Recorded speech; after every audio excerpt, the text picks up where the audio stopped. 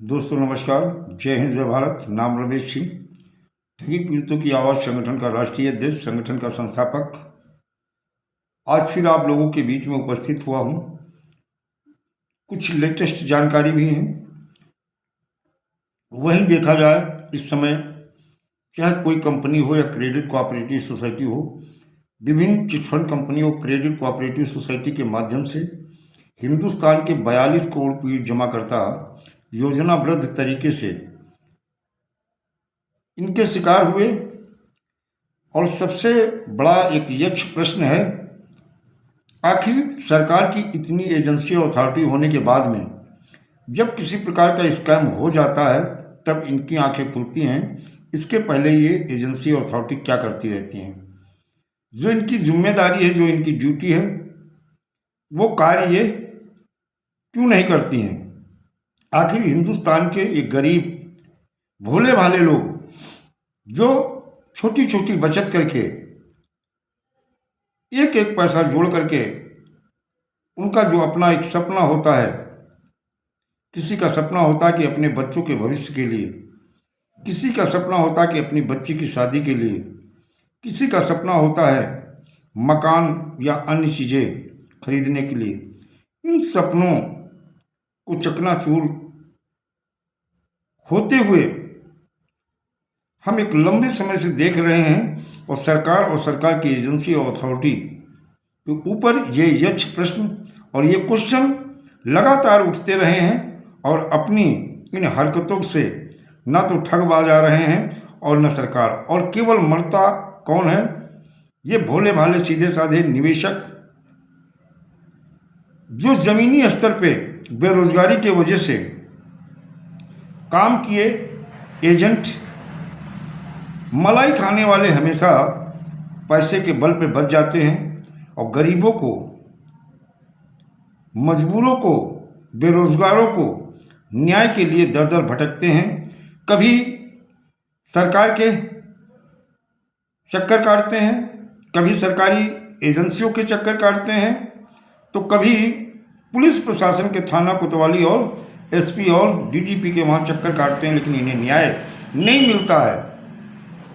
फिर ये सारे चक्कर काटते काटते न्यायालय के शरण में जाते हैं। लेकिन आज न्यायपालिका पे भी उंगली उठती है कि आखिर न्यायपालिका बनी किसके लिए है? कहते हैं आखिर ये गरीब जिनके साथ, जिन्हें न्याय नहीं मिल पा रहा, जिनका लूटा हुआ धन इन ठगों के माध्यम से नहीं मिल पा रहा है, फिर किस बात की न्यायपालिका, किस बात की ये सरकार, किस बात की ये एजेंसी आखिर इस आम नागरिकों को लूटने के लिए? क्या सरकार, एजेंसी, अथॉरिटी सैलरी ले रही, सारी सुख सुविधाएं भोग रही है और गरीब आदमी केवल लूट रहा? दोस्तों, आज हम केवल आपस में लड़ रहे हैं। एक ऐसा जाल बिछा दिया है सरकार ने, सरकार की एजेंसी और अथॉरिटी ने, कि हम आपस में टकरा रहे हैं। मूल चीज़ों पे हमारी नज़र नहीं जा रही है और ये सरकार और एजेंसी अथॉरिटी इसलिए इतना भ्रमित कर रही हैं, आपस में लड़ा रही, वही फूट डालो राज करो वाली कहानी चल रही है कि कहीं ना कहीं अगर ये सरकार और एजेंसी अथॉरिटी अगर इन्हें रजिस्टर्ड नहीं करती तो शायद आप अपना भी पैसा नहीं लगाते और अपने जानने पहचानने वाले रिश्तेदार नातेदार का भी पैसा नहीं लगवाते। बहुत सारी कंपनियों के विषय मैंने देखा, मंत्री, मुख्यमंत्री, सांसद, विधायक, इन लोगों ने इनके मंच को ही नहीं साझा किया है, बल्कि पूरा इन्हें सपोर्ट किया है और इन्हीं के संरक्षण में ये पली बढ़ी फूली फली और आम नागरिक को लूट करके ये भगी भी हैं। आज इन स्थितियों से आज जरूरत है इन कुटिल राजनीतिज्ञों से जवाब भी मांगेंगे। हम आपको एकजुट होकर के, जिस न्यायालय की तरफ हम अक्सर देखते हैं कि हाई कोर्ट हमें न्याय देगा, हमारा भुगतान करवाएगा, लेकिन वो न्यायालय भी हमें न्याय नहीं देती है। आखिर क्यों? इसका कारण है कि जब सरकार की नीयत गंदी हो, इनकी एजेंसी की नीयत गंदी हो, इनकी अथॉरिटी की नीयत ठीक ना हो, तो न्यायालय कहाँ से सही होगी। आखिर बैठे तो वहाँ भी इंसान हैं जिन्हें हम भगवान मान लेते हैं, वो भगवान नहीं हैं, वो अपने स्वार्थ की पूर्ति के लिए बैठे हुए लोग हैं।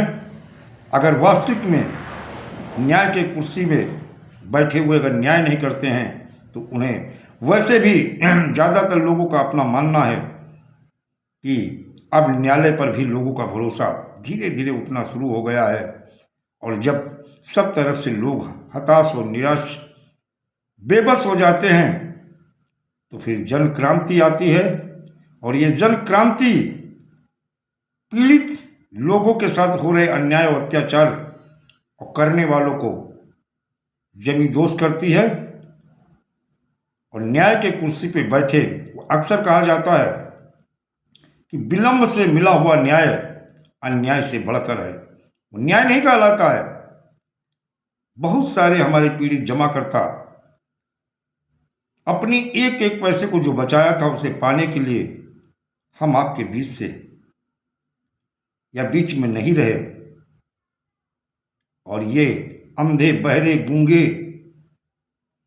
बैठे हुए केवल सत्ता का सुख भोग रहे हैं। कहते हैं जब किसी चीज की अति हो जाती है तो उसका अंत शुरू होता है, और ये आम नागरिक को लूटने और लुटवाने की अति हो चुकी है। और आने वाला समय अब हर व्यक्ति को जागरूक होना होगा, और जागरूकता के साथ साथ इन ठगों के सर्वनाश के साथ साथ ठगों को संरक्षण देने वालों का भी अब सर्वनाश सुनिश्चित होगा। कोई दुनिया की ताकत नहीं रोक पाएगी। हम भुगतान क्रांति के साथ साथ जन क्रांति की तरफ भी बढ़ेंगे। और कहते हैं जब अति किसी चीज की होती तो अंत होता ही होता है। कहते हैं ईश्वर के वहाँ देर हो सकती है लेकिन कभी अंधेर नहीं होती है। और अब शायद वो समय आ रहा है, लोग जागरूक भी हो रहे हैं। कुछ अभी चंद्र लोग ऐसे हैं जो आपस में लड़ने के चक्कर में पड़े हुए हैं और चीज़ों को समझना नहीं चाहते हैं। लेकिन अगर अभी भी नहीं समझे तो कभी नहीं समझ पाएंगे। लूटने वाले लूटते रहेंगे और आप लूटते रहोगे और न्याय के लिए दर दर भटकते रहोगे, क्योंकि हमारे आपके पास इतना पैसा भी नहीं है कि हम हाई कोर्ट या सुप्रीम कोर्ट जा सके। इसलिए अब हमें एकजुट होकर के जो हमारा चौथा स्तंभ मीडिया है वो भी जो हमारा आपका साथ नहीं दे रहा, हमारी आपकी आवाज़ को सत्ता में बैठे हुए जिम्मेदार लोगों तक पहुंचाने का कार्य नहीं कर रहा, केवल उनके इर्द गिर्द परिक्रमा कर रहा है। अब आने वाले समय में यह तय है, जिस तरह से हम न्याय के लिए दर दर भटक रहे हैं, आने वाले समय में सत्ता में बैठे हुए लोग भी सत्ता की कुर्सी के लिए दर दर भटकेंगे, क्योंकि आज उनका समय है, कल इन पीड़ितों का समय होगा और जवाब भी देना होगा और एक एक पैसा भुगतान भी करना होगा। अब हर सांसद, विधायक, मंत्री को हिसाब देना होगा। आज गरीब, मैं बहुत सारे ऐसे एजेंट, बहुत सारे ऐसे सुविधा के संचालकों को जानता हूं जिन्होंने अपना पैसा जमा किया, अपने रिश्तेदार, नातेदार, परिचित लोगों का भी पैसा जमा करवा दिया। और इन सोसाइटियों के माध्यम से ऐसी लुभावनी योजना, ऐसा प्लान लाया गया, ऐसे टारगेट दिए गए कि जो धर्म उन्हें कमीशन के रूप में मिला वो भी उठा के इस सोसाइटी, इन कंपनियों में डाल दिया। आज एक एक पैसे के लिए तबाह हैं और अपने लोगों से मुंह चुराते हैं और ऐसा महसूस करते हैं कि सबसे बड़ा पाप उन्होंने किया है।